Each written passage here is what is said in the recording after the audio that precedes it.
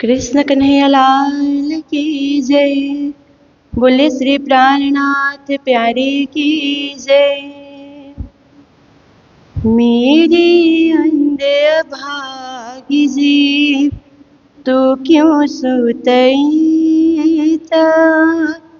विध विध धनी जगाया अजहु नगर सुजाता।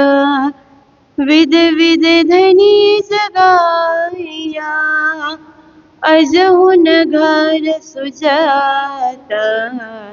मेरे अंधे भागी जीव आगे भी ते कहा क्यों चल गए पियो जावा। आगे भी ते कहा क्यों चल गए पियो जावा। अब गुणनाद किया पनो पियो मेहर करे फिर आवा। अब गुणनाद किया पनो पियो मेहर करे फिर आवा। मेरे अंधे अभागी जीव तो क्यों सुतईता, विध विध धनी जगाया अजहुन घर सुजाता। मेरी अंधे अभागी जीव आप पकड़ तो अपना बल कर आँखों खोल। आप पकड़ तो अपना बल कर आँखों खोल। दूध पानी दहु जाहिर दिख नीके तार तमगोल। दूध पानी दहु जाहिर दिख नीके तार तमगोल। मेरे अंधे अभागी जीव तो क्यों सुतईता, विध विध धनी जगाया अजहु नगर सुजाता। मेरी अंधे अभागी जीव पुकार सुनी दहु पियो की वतन दिखाया नजारा। पुकार सुनी दहु पियो की वतन दिखाया नजारा। उठना अंग मरूर की अब आई नजिक बजारा। उठना अंग मरूर की अब आई नजिक बजारा। मेरे अंधे अभागी जीव तो क्यों सुतईता, विध विध धनी जगाया अजहु नगर सुजाता। मेरे अंधे अभागी जीव तारतम देख विचार की पिउलाई वीर दोई। तारतम देख विचार की पिउलाई वीर दोई। इति अग सिर पर जली तू रया खांगर होए।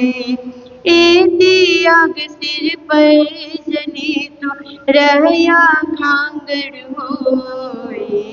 मेरे अंधे अभागी जीव तो क्यों सुतईता, विध विध धनी जगाया अजहु नगर सुजाता। मेरे अंधे अभागी जीव तो क्यों सुतईता, विध विध धनी जगाया अजहु नगर सुजाता। विध विध धनी जगाया अजहु नगर सुजाता। मेरी अंधे अभागी जीव। बोले श्री प्राणनाथ प्यारे की जय।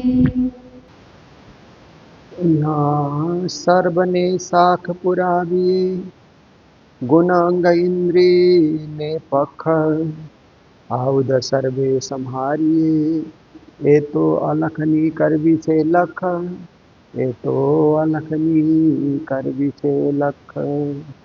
बोलो कृष्ण कन्हैया लाल की, श्री निजानंद स्वामी की, श्री प्राणनाथ प्यारे की, महारानी बाईजुराज की, महाराजा छत्रसाल की, गुरुजी मंगलदास महाराज की, श्री कृष्ण प्रणामी धर्म की, तीनों पुरी धाम की, सर्व सुंदर साथ की, बाट बिना यहाँ चालबू प्रणाम।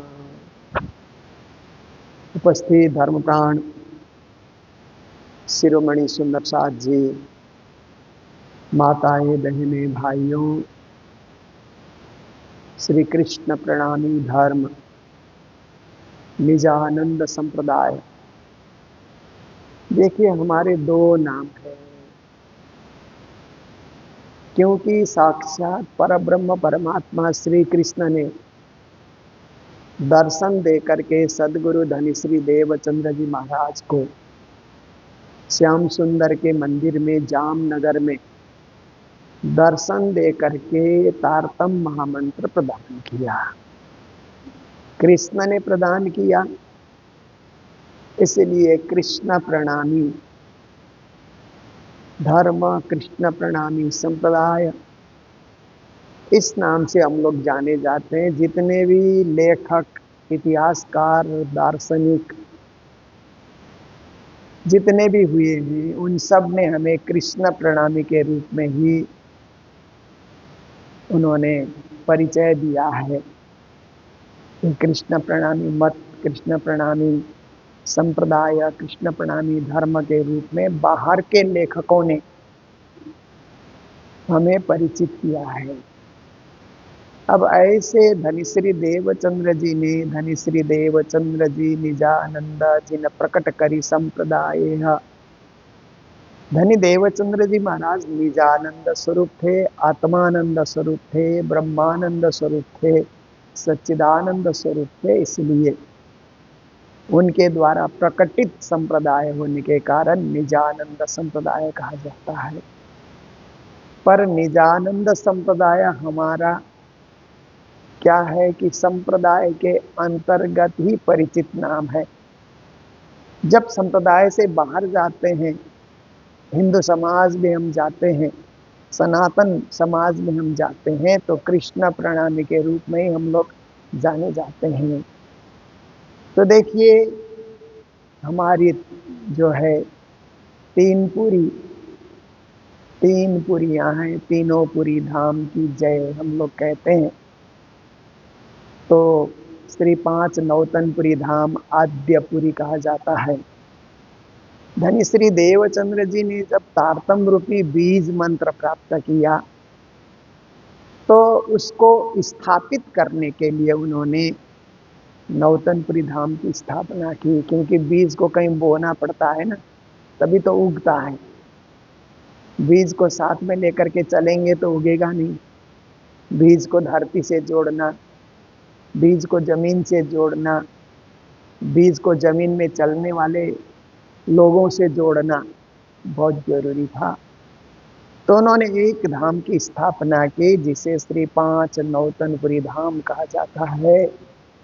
और प्राणनाथ जी ने वाणी में नौतनपुरी की प्रशंसा करते हुए कहा, पहले बीज उदय हुआ पुरी जहां नौतन, सब पुरियों में उत्तम हुई जो धन धन। कहा कि अब तक जितनी पुरियां हैं, उन पुरियों में उत्तम पुरी इसलिए कि यहाँ तारतम का प्रकटीकरण हुआ है, परम धाम का प्रकटीकरण हुआ है। परम धाम के ज्ञान का प्रकटीकरण जिस स्थान से हुआ, वो अन्य पुरियों से उत्तम है।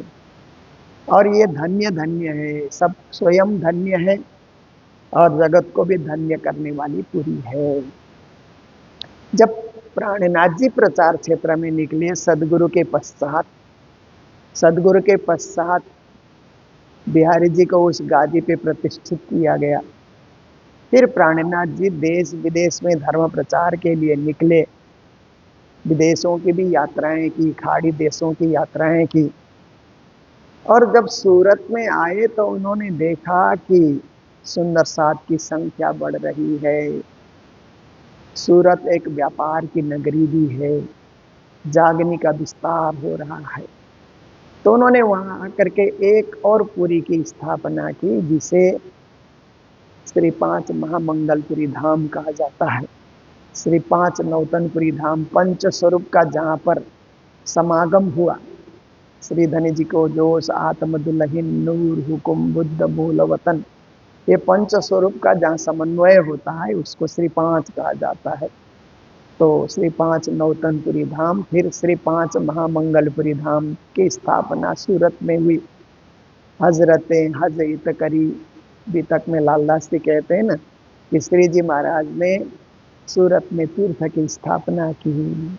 फिर ब्रह्म नृपति नर चक्कबई तीर्थ तपति तीर वृत्तांत मुक्तावली वितक में लिखा है कि ब्रह्म सृष्टि के नृप के समान, राजा के समान महामती प्राणनाथ जी ने, चक्रवर्ती राजा के समान महामती प्राणनाथ जी ने ताप्ती नदी के किनारे तीर्थ की स्थापना की, जिसे महामंगलपुरी कहा जाता है। वृत्तांत मुक्तावली में महामंगलपुरी पे ऐसे करके महामंगलपुरी का नाम लिया। फिर प्राणनाथ जी महाराज प्रचार करते चले, महामंगलपुरी से चल करके इधर मेरता, मथुरा, वृंदावन, दिल्ली, हरिद्वार, फिर आकर के इधर आमेर, सांगानेर होते हुए उदयपुर, मंदसौर, औरंगाबाद, रामनगर होते हुए पन्ना जाकर के पहुंचे। तो प्राणनाथ जी महाराज को लगा एक और पुरी की स्थापना करने की जरूरत है। तो श्री 5 पद्मावतीपुरी धाम पन्ना, राजा छत्रसाल की जागनी हुई तो उन्होंने पद्मावतीपुरी धाम पन्ना की स्थापना की। तो इस प्रकार से श्री कृष्ण प्रणामी धर्म निजानंद संप्रदाय का तीनों पुरी धाम से प्रचार प्रसार चलता रहा। वहाँ आचार्य, एक के बाद एक आचार्य वहाँ पर अपने अपने कार्यकाल में धर्म का प्रचार, धर्म की जागनी करते रहे और अपने कार्यकाल को सुंदर बनाते रहे, सबल बनाते रहे, सक्षम बनाते रहे। साथ साथ में क्या हुआ कि परमहंसों का आगमन हुआ, क्योंकि श्री जी ने वाणी में कहा है परमहंस प्रकट है। परमहंसों का प्रकटीकरण हुआ तो फिर परमहंसों ने भी अपने अपने धाम की स्थापना करके उन्होंने भी व्यापक रूप से जागनी का विस्तार किया। देखिए, गोपाल मणि महाराज ने फूलपुर भैया में परमहंस पीठ की स्थापना की, वहां से उस क्षेत्र में व्यापक जागनी की, उत्तर प्रदेश में। फिर आप देखिए कि मुकुंदास जी महाराज मलिहाबाद में हुए, लखनऊ के पास उत्तर प्रदेश में ही। उत्तर प्रदेश तो भारत का बहुत बड़ा प्रदेश है ना, तो वहां पर मुकुंदास महाराज ने बड़ी जागनी की। फिर उसके बाद परमहंस होते गए तो आप देखिए कि भांडेर में जुगलदास महाराज हुए, जिन्होंने बड़ी वृत्ति चरचनी लिखी है। उन्होंने वहाँ पर जागनी की। मध्य प्रदेश में विशेष रूप से उन्होंने जागनी की, उत्तर प्रदेश, मध्य प्रदेश में। फिर चेतनदास महाराज और चतुरदास महाराज, चेतनदास महाराज बिहार गंगापुर में हुए, चतुरदास महाराज वहीं लखनऊ में हुए। तो उन्होंने भी, दोनों भाई भाई थे, उन्होंने भी बड़ी जागनी की। फिर एक चिदानंद महाराज हुए, जिन्होंने बिहार पटना में उन्होंने धाम की स्थापना करके वहां से चिदानंद महाराज ने जागनी का विस्तार किया। उधर पंजाब क्षेत्र में बाबा दयाराम साहब मलकाहास में, और इधर बाबा चरणदास साहब ने पाकपट्टन में पंजाब में उन्होंने जागनी की विस्तार किया, जो आज पाकिस्तान में चला गया, इसलिए ये दोनों स्थान करनाल में और दिल्ली में स्थापित हैं, वहाँ भी विशेष जागनी हुई। उसके बाद आप देखते हैं कि जागनी का विस्तार चलता रहा, तो आकर के फिर क्या हुआ कि उत्तर प्रदेश में ही शेरपुर में श्री राम रतन दास महाराज, उन्होंने व्यापक जागनी की और सुंदर साथ को उन्होंने विस्तार किया, सुंदर साथ समाज का विस्तार किया। फिर गुरुजी मंगलदास इस क्षेत्र में आए। गुरुजी आने से पहले भी यहाँ महाराज दयालदास जी और राजबाई माता ने धर्म का प्रचार प्रारंभ किया था, पर गुरुजी मंगलदास जी ने व्यापक प्रचार इस क्षेत्र में जोर शोर से प्रचार करके इसको परमहंस पीठ के रूप में गुरुजी ने सुशोभित किया। केवल कालिम्पोंग में नहीं, दार्जिलिंग में, डुवर्स में, आसाम, मणिपुर तक ऐसे आसाम की जागनी आचार्य पीताम्बर दास महाराज की जागनी है, वे गुरुजी के गुरु थे, पर गुरुजी ने उस जागनी को और विस्तार किया, मणिपुर तक, भूटान तक अपने प्रचारकों को भेज करके नेपाल में, पूर्व क्षेत्र नेपाल में, बम्बई में, हरियाणा में, बहुत सारे स्थानों में गुरुजी महाराज ने जागनी करके जागनी का विस्तार किया। फिर युगलदास महाराज जो काठमांडू में हुए, उन्होंने काठमांडू में रह करके राणा शासन काल में अनेक कष्टों को झेलते हुए वहाँ से प्रचार प्रसार किया। काठमांडू से जहाँ आज नौतन धाम स्थापित है, जैसे यहाँ मंगल धाम है वहाँ नौतन धाम है, इस प्रकार से उन्होंने वहाँ पर प्रचार प्रसार किया। और कृष्ण प्रियाचार्य महाराज ने बड़ौदा गुजरात से उन्होंने व्यापक प्रचार प्रसार किया, नई जागनी की।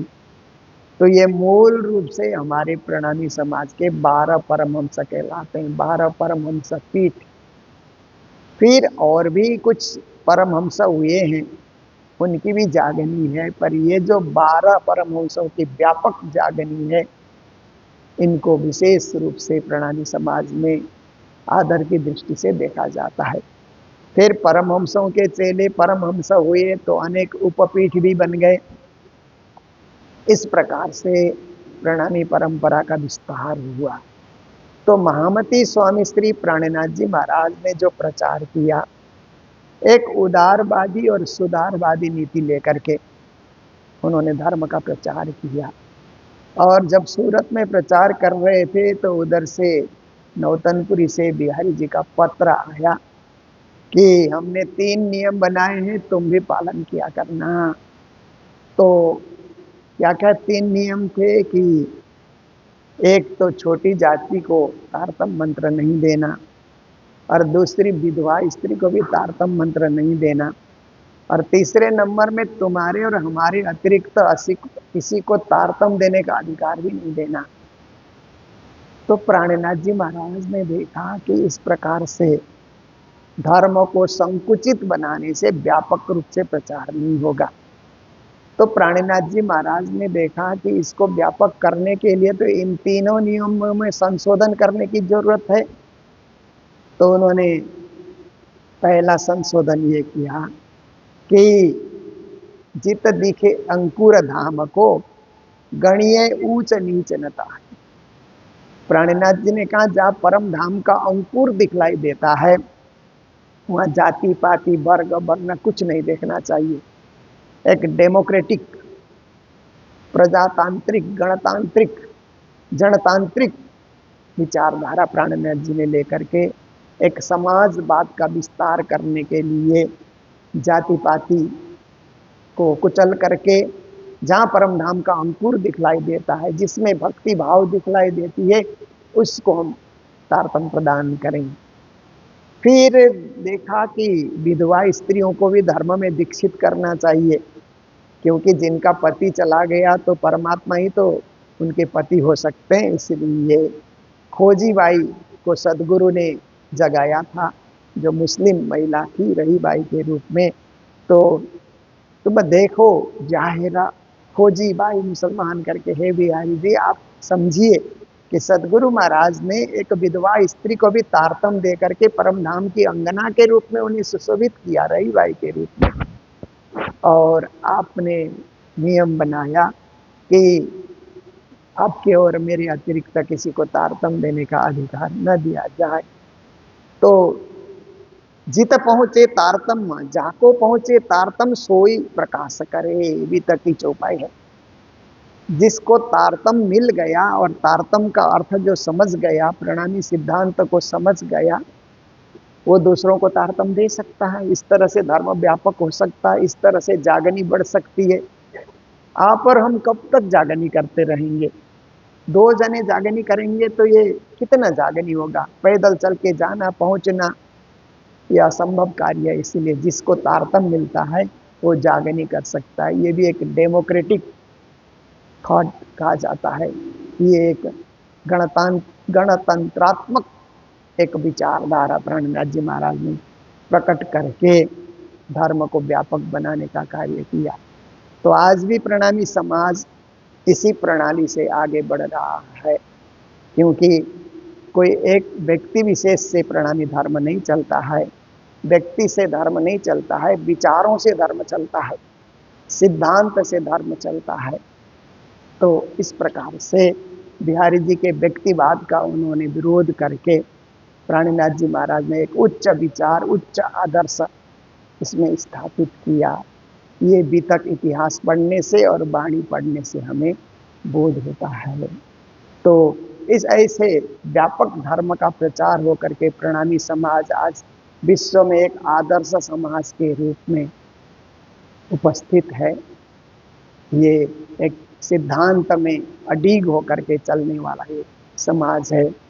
तो ऐसे समाज को पूर्ण परिचय किसी को प्राप्त नहीं होता है, तो कोई कुछ आरोप लगाते रहता है। पर वास्तव में ये परब्रह्म श्री कृष्ण को ही राज्य के रूप में उपासना करने वाला ये एक समुदाय है, ये एक समाज है, ये एक संप्रदाय है, ये एक धर्म है। और साथ साथ में देखिए कि हमारे 2 नाम हैं, प्रणामी भी है, सुंदर साथ भी है। हमारा आंतरिक नाम आंतरिक परिचय सुंदर साथ के रूप में होता है।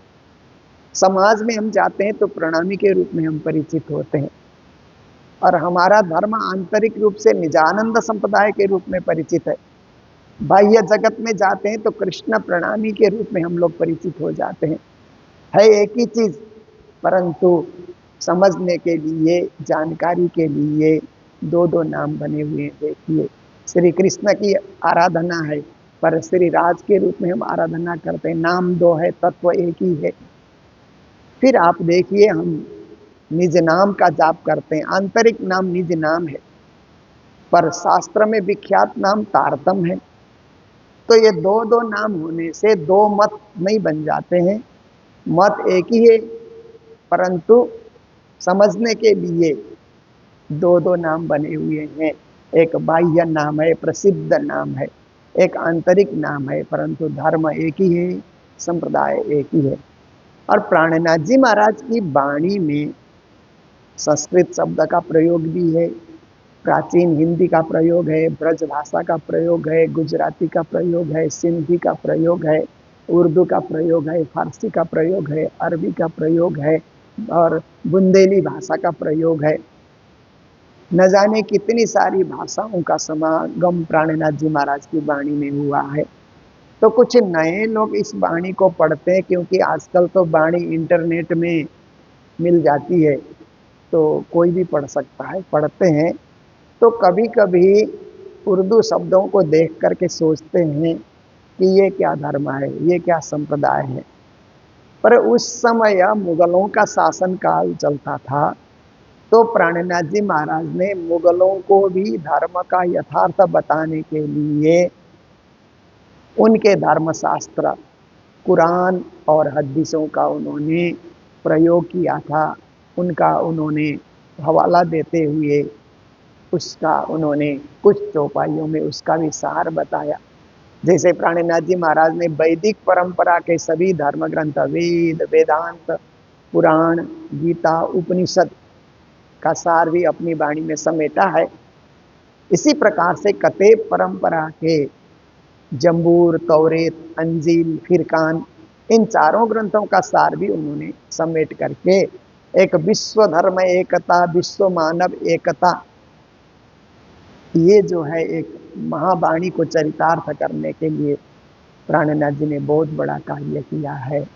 ऐसे महामती प्राणनाथ जी के कार्य को जो इंटेलेक्चुअल होते हैं, ऐसे इंटेलेक्चुअल फील्ड में काम करने वाले, यूनिवर्सिटी में जो प्रोफेसर होते हैं, रिसर्च स्कॉलर होते हैं, वे इस वाणी की महिमा को अच्छी तरह समझते हैं कि उस जमाने में भी प्राणनाथ जी ने धार्मिक एकता की बात, धार्मिक समभाव की बात और धार्मिक जो है सहिष्णुता की बात उन्होंने की। तो ऐसे महामती प्राणनाथ जी, सदगुरु धनी श्री देवचंद्र जी महाराज और हमारे सभी परमहंसों को, जिन्होंने इस धर्म को व्यापक बनाने के लिए बहुत बड़ा कार्य किया है, उन सबको हम नमन करते हैं, वंदन करते हैं, आदर करते हैं। और हमारे लिए तीनों पुरी धाम आदरणीय हैं। कोई पुरी बड़ी और छोटी नहीं होती है, तीनों का समान अस्तित्व है। ऐसे ही 12 परमहंस पीठ भी हमारे लिए आदरणीय हैं। ये 12 परमहंस पीठ में कोई पीठ बड़ा कोई छोटा ऐसी बात नहीं होती है, वो सब हमारे लिए समान अस्तित्व वाले हैं। और प्रणामी धर्म, प्रणामी संप्रदाय, निजानंद संप्रदाय, ये क्या है कि विचारों का संप्रदाय है, सिद्धांत का संप्रदाय है, व्यक्ति विशेष द्वारा संचालित संप्रदाय नहीं है। ये एक देवचंद्र जी महाराज ने स्थापित किया, ऐसी बात नहीं। प्राणनाथ जी ने इसको व्यापक बनाया है, इसीलिए देवचंद्र जी और प्राणनाथ जी दोनों को हम संस्थापक के रूप में लेते हैं। दोनों ही संस्थापक हैं, दोनों ने मिलकर के तारतम मंत्र और तारतम ग्रंथ का विस्तार किया है। तो इस प्रकार से आज भी विचारधारा को हम लोग बृहद बना करके इस धर्म को, इस संप्रदाय को, इस दर्शन को विश्वव्यापी बना सकते हैं। ये उद्देश्य हम सबका होना चाहिए। तो आज की चौपाई में श्री जी महाराज हमें समझा रहे हैं कि बाट बिना यहाँ चालबू, कहते हैं परम धाम के मार्ग में वहाँ पर दुनिया में चलने की तरह रास्ता नहीं है। वहाँ तो केवल इशारे से चलना पड़ता है। जैसे हवाई जहाज चलते हैं तो नेविगेशन से चलते हैं ना, इसी तरह से कंप्यूटराइज होता है, उनको सब पता होता है किस दिशा में जा रहे हैं। ऐसे ही आत्मा भी जाती है तो आकाश मार्ग से जाती है, परम धाम उसका लक्ष्य है। वहाँ पाँव से चल करके जाना नहीं पड़ता, अने पग बिना करमु पंथ, वहाँ पाँव चलाना नहीं पड़ता है। वहाँ तो आत्मा की गति से, तेज गति से, तीव्र गति से परम धाम को प्राप्त किया जाता है। अंग बिना आउद लेवा, और हमारा शरीर भी नहीं रहेगा। जब परम धाम की यात्रा होगी तो ये पंच भौतिक शरीर संसार में विलय हो जाएगा। केवल उस समय क्या है कि हमारी आत्मा जाएगी। आत्मा क्या है कि प्रेम, दया, शील, संतोष, क्षमा, ऐसे ऐसे सद्गुणों को लेकर के आत्मा परम धाम की यात्रा करती है। युद्धते करबो निशंक, अज्ञान के साथ और अपने विकारों के साथ, इंद्रियों के विकारों के साथ युद्ध करके उन पे विजय प्राप्ति करके हद बेहद को भी जीतते हुए अक्षर से भी परे अक्षरातीत के धाम में जाना है। ऐसी विजय यात्रा आत्मा को करनी है। इसीलिए आत्मा को हमेशा सबल, सक्षम और समर्थ होना चाहिए। फिर कहते हैं कि सुपनमय सुख साक्षात लेबू, इस स्वप्नमय संसार में परम धाम का साक्षात सुख हमें ग्रहण करना है, अनुभव करना है। ते निद्रा मा केम लेवा है, पर हम अज्ञान में ही बने रहेंगे तो परम धाम का साक्षात सुख हम ग्रहण नहीं कर सकते। क्योंकि अज्ञान अवस्था में व्यक्ति होता है तो उसको केवल घर, संसार, अपनी खेती, अपना व्यापार, अपनी नौकरी, बस यही सब चीजें दिखती है। उससे परे वो नहीं सोच सकता है। पर ब्रह्म ज्ञान की प्राप्ति करता है तो मेरा घर तो ये संसार का सीमित घर नहीं है, मेरा घर तो दिव्य परम धाम है। अपना घर इतने साथ जी, 14 भवन में कित जी। ताकारण बालोजी करे रे पुकार, तुम क्यों सूते इत्तजी। संसार हमारा घर नहीं है, हमारा घर तो परम धाम है, आत्मा का घर, ऐसा उसको पता लग जाता है। और वो एक सीमित दायरे से उठ करके व्यापक बन जाता है और परम धाम के उस व्यापक अनादि अद्वैत अखंड तत्व का वो बोध करने लग जाता है। पर जो नींद में होता है, अज्ञान में होता है, उसको ये बोध प्राप्त नहीं होता। जो जागृत होकर के ज्ञान की तलाश में, ब्रह्म ज्ञान की तलाश में निकलता है, उसी को इन सब चीजों का बोध हो जाता है। जागी अखंड सुख ओलखिए, इसीलिए श्री जी हमें आदेश करते हैं, सुंदर साथी जागो और परम नाम का अखंड सुख को पहचानो। क्योंकि भक्ति करने का जो सुख है वो संसार के मोह माया में फंसने से नहीं मिलता है। मोह माया में फंसने का एक सांसारिक सुख है, परंतु भक्ति करने का सुख तो आत्मा को मिलता है, उसका अनुभव आत्मा करती है और उसके अनुभव से आप आत्मानंद में डूब जाते हैं, सच्चिदानंद में आप डूब जाते हैं। इसीलिए उस जागृत सुख को पहचान करो, उल्खान करो, ऐसा कहते हैं। स्वप्न लगाड़िए बलिताएं, फिर ये स्वप्न का शरीर और स्वप्न के इंद्रिय, मतलब ये संसार का शरीर और संसार के इंद्रियों को भी आत्मा की सेवा में, परमात्मा की सेवा में लगाओ। इस चीज को गुरु जी मंगलदास जी ने मंगल सुक्ति में बहुत छोटे शब्द में कहा, शरीर के पुजारी मत बनो, आत्मा के पुजारी बनो। जो प्राणनाथ जी कहते हैं वही मंगल सुक्ति में गुरु जी कहते हैं, पर गुरु जी ने उसको अति सरल चौपाइयों में समझने में थोड़ी कठिनाई रहती है, इसीलिए प्राणनाथ जी ने गद्य में छोटे छोटे शब्दों में शब्दावली को प्रयोग करते हुए उन्होंने ब्रह्म ज्ञान को और सुगम बनाने के लिए और सरल बनाने के लिए प्राणनाथ जी ने मंगल सुक्ति में बड़ा भारी प्रयास, गुरु जी ने मंगल सुक्ति में बड़ा भारी प्रयास किया है, जो प्राणनाथ जी के विचारों का ही एक क्या है, प्रचार प्रसार है, उसी की व्याख्या है। तो गुरुजी कहते हैं शरीर के पुजारी मत बनो, मतलब शरीर में ही सीमित मत रहो। आत्मा के पुजारी बनो, मतलब असीम बन जाओ, अनंत बन जाओ, अद्वैत बन जाओ और आपका संबंध यहाँ से परम धाम तक जुड़ जाए। कितनी बड़ी आपकी जो है परिधि होगी और कितने बड़े रूप में आप अपने आप को परिचित बना सकोगे, ये आपका कर्तव्य है। उसके लिए अपने शरीर को भी लगाना होगा, इंद्रियों को भी लगाना होगा, मन विचार को भी लगाना होगा, क्योंकि ब्रह्मानंद की प्राप्ति के लिए शरीर साधन है, साधन से ही साध्य पाया जाता है। इसीलिए साधन को साध्य प्राप्ति के लिए, साध्य की खोज के लिए उस ओर सुपुर्द करना चाहिए। बिना साधन के साध्य नहीं पाया जाता है। तो शरीरी साधन है परम धाम प्राप्ति के लिए, शरीरी साधन है ब्रह्मानंद की प्राप्ति के लिए, शरीरी साधन है सच्चिदानंद की प्राप्ति के लिए। उस प्राप्ति में इस शरीर को सदा सदा हम लोग लगाए रखें, बनाए रखें। ये आज के प्रसंग का, आज की चौपाइयों का सारांश है। तो जिन लोगों ने भंडारे दिए हैं उनका नाम उच्चारण मैं कर रहा हूँ। भोग भंडारा हैदराबाद निवासी परमधाम वासी गोपाल जी बियानी की तीसरी पुण्यतिथि पर उनकी धर्मपत्नी राजवाला बियानी, कृष्णा, दीपिका, मेहर, अविका और सपना कलंत्री, राधिका लोहिया आदि आदि की ओर से प्राप्त हुआ है। सेवा उनके लिए बहुत बहुत बधाई, धन्यवाद। और कलकत्ता निवासी श्याम सुंदर, सुशीला देवी, संजय, संदीप, पंकज, सरिता, मेहर सपरिवार से भंडारे की सेवा प्राप्त हुई है। प्रतिमा देवी बिहार से, प्रतिमा देवी गोपाल प्रसाद की ओर से भी सहरसा से हमें सेवा प्राप्त हुई है। उन सभी को मंगल बधाई, मंगल कामनाएं देते हुए आने वाले दिनों में और सेवा प्रदान करने वाले सुंदर साथ का नाम उच्चारण किया जाएगा। अभी इन्हीं शब्दों के साथ प्रसंग को विराम दे रहे हैं।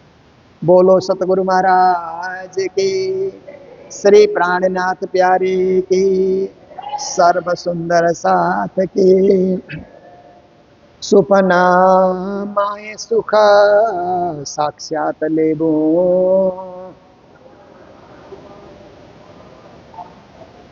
ते निद्रा मा के मलेवाए, जागी अखंड सुख ओलखिए, आ सुपन लगाड़िए भीताही, आ सुपन लगाड़िए भलिताही। बोलो श्री प्राणनाथ प्यारी की, श्री धाम के धनी की जय, सर्व सुंदर साथ की प्रणाम।